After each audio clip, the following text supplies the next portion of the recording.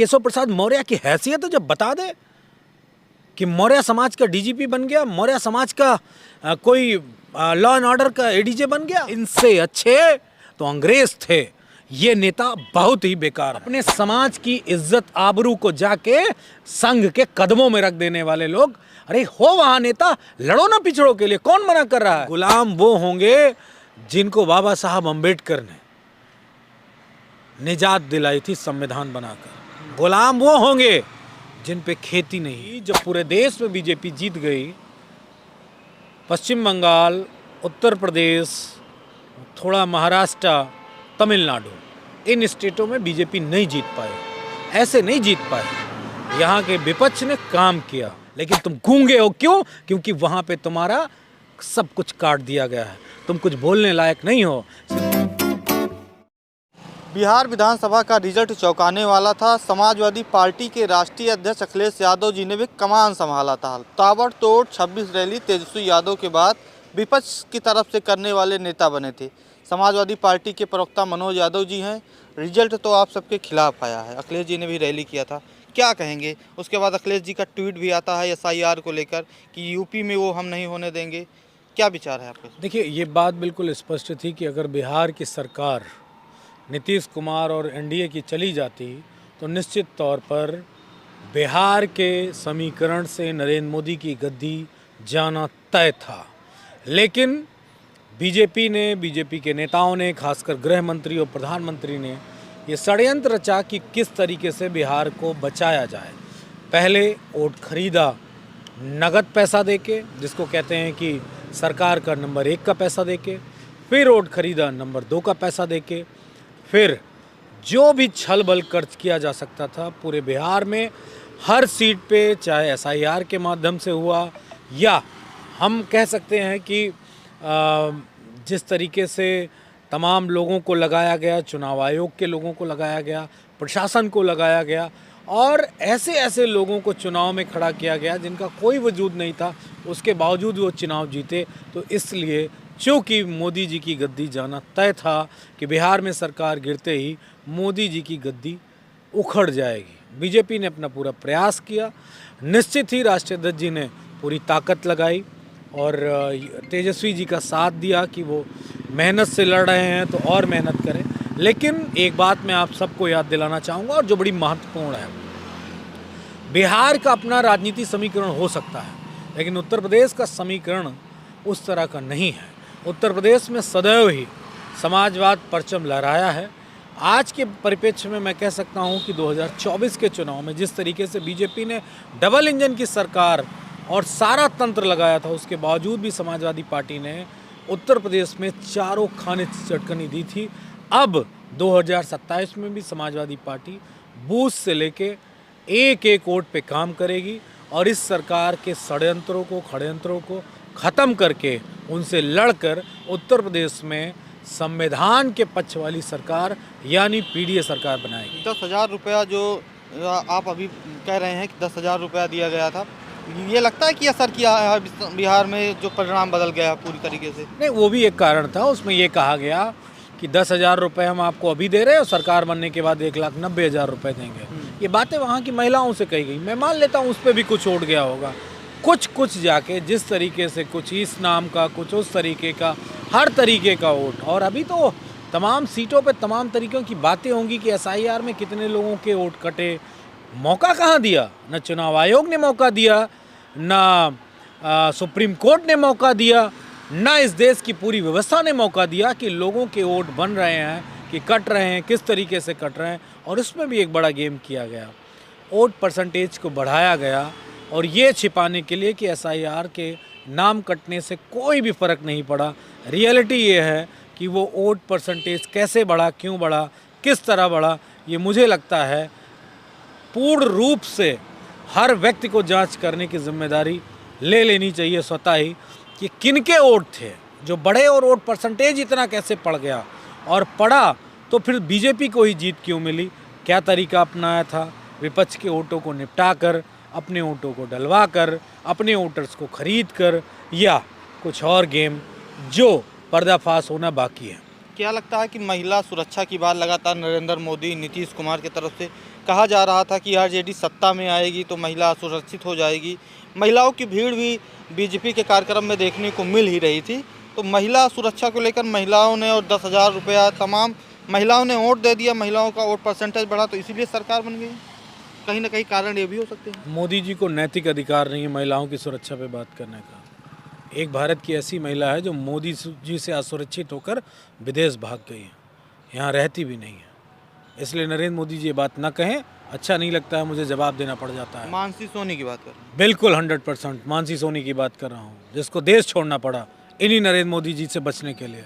तो खैर, मैं इतना जानता हूँ कि बीजेपी नैरेटिव बनाने में एक्सपर्ट है, वो हमेशा से नैरेटिव बनाती है, लेकिन उत्तर प्रदेश के लोग बहुत एक्सपर्ट हैं।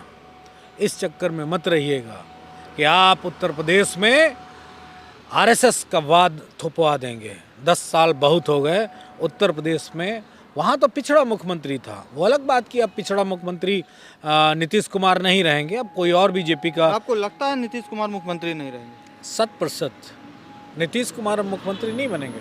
और अगर कोई पिछड़ा को बैठाया गया बीजेपी की तरफ से तो वो काट का उल्लू होगा। काट का उल्लू मतलब समझते होंगे ना बेहतर, कि वो नीतीश कुमार की भी पार्टी दूसरी बड़ी पार्टी बनी है। उससे क्या फर्क पड़ता है? अगर वो बीजेपी से नाराज होंगे तो क्या कर लेंगे, कौन सी सरकार बना लेंगे? 122 नहीं पूरा हो रहा इधर। तो फिर उनको तो ढक्कन कर दिया, ढक्कन कर दिया। कल से चुनाव हो गया, अब तक आप मुझे बता सकते हैं नीतीश कुमार का कौन सा बयान आया?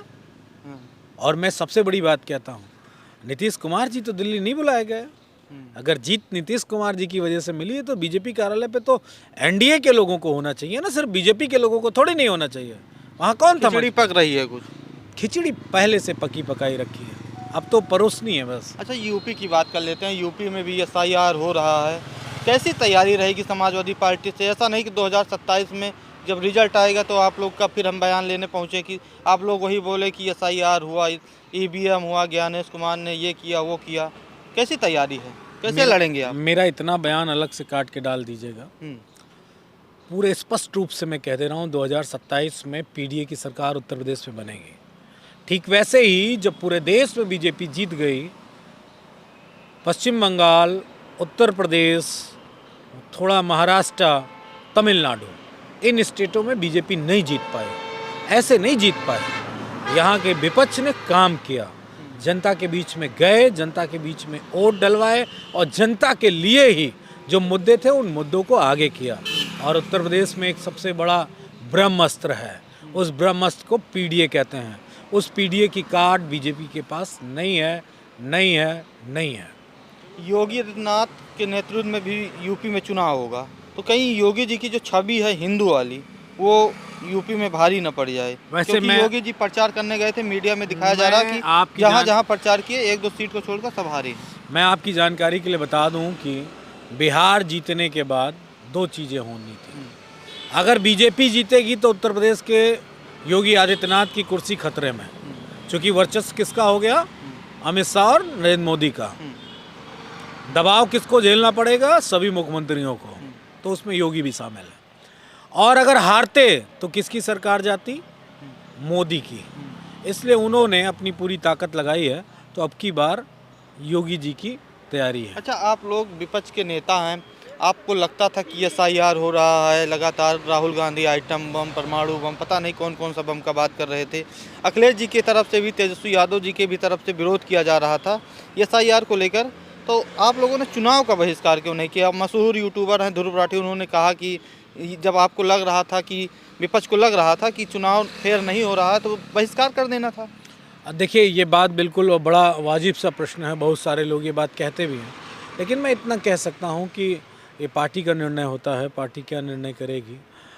मुझे नहीं लगता है कि कोई चुनाव का बहिष्कार करके कोई रास्ता बनाया जा सकता है। हाँ, अगर पूरे देश की पार्टियाँ एकजुट होकर अगेंस्ट बीजेपी खड़ी हो जाए, जितना भी इंडिया गठबंधन है, चुनाव आयोग से बता दें, दुनिया के सारे लोगों से बता दें, और तब मेरे ख्याल से एक कहते नहीं उबाल हो सकता है।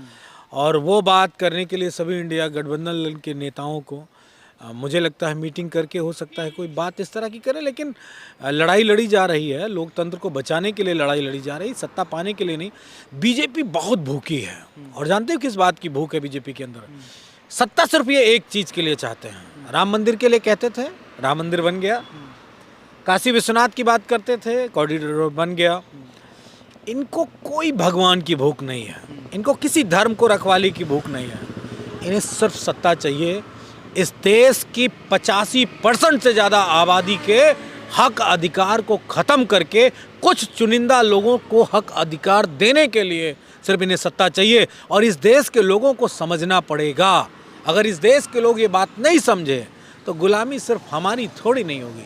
हमारा तो इतिहास शानदार रहा है, लड़ाई लड़ी हम लोगों ने, अब भी लड़ लेंगे, लेकिन गुलाम वो होंगे जिनको बाबा साहब अम्बेडकर ने निजात दिलाई थी संविधान बनाकर। गुलाम वो होंगे जिन पे खेती नहीं है, गुलाम वो हो जाएंगे जिन पे शिक्षा नहीं है।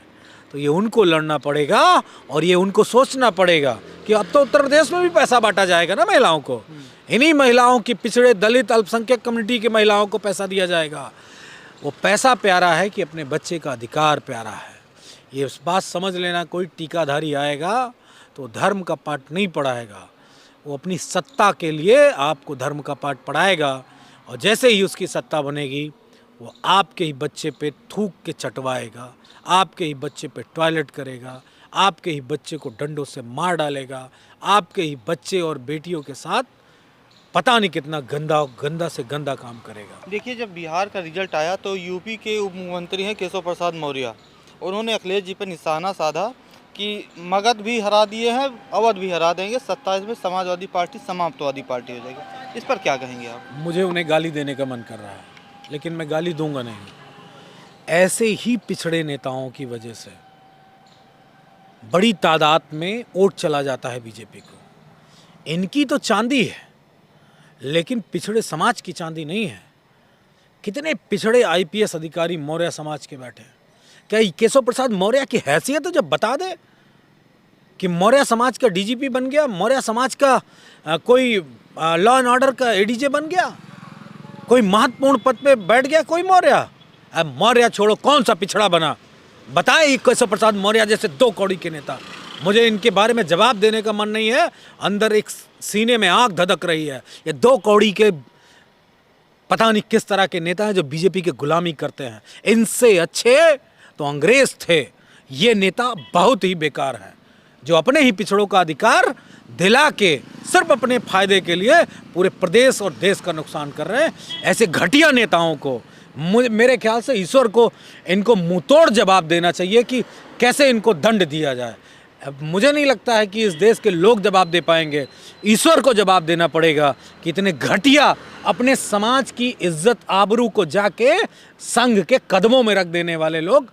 अरे हो वहाँ नेता, लड़ो ना पिछड़ों के लिए। कौन मना कर रहा है? किसने मना किया तुमसे कि 68,000 के लिए ना बोलो? किसने मना किया 69,000 शिक्षक भर्ती के लिए ना बोलो? किसने मना किया दलित पिछड़ों पे अत्याचार पे ना बोलो? लेकिन तुम गूंगे हो, क्यों? क्योंकि वहाँ पे तुम्हारा सब कुछ काट दिया गया है, तुम कुछ बोलने लायक नहीं हो। सिर्फ जी हुजूरी और राष्ट्रीय ध्वज से तुलना मत करना। तुम्हारे जैसे घटिया नेता हमारे नेता के चरणों की धूल के बराबर भी नहीं। ठीक है, तो समाजवादी पार्टी के प्रवक्ता मनोज यादव जी थे, बिहार चुनाव को लेकर और यूपी में हो रहे एसआईआर को लेकर बात कर रहे थे। आपकी क्या राय है कमेंट में बताइएगा। बहुत बहुत धन्यवाद। जुड़े रहिए द फ्रीडम वॉइस के साथ।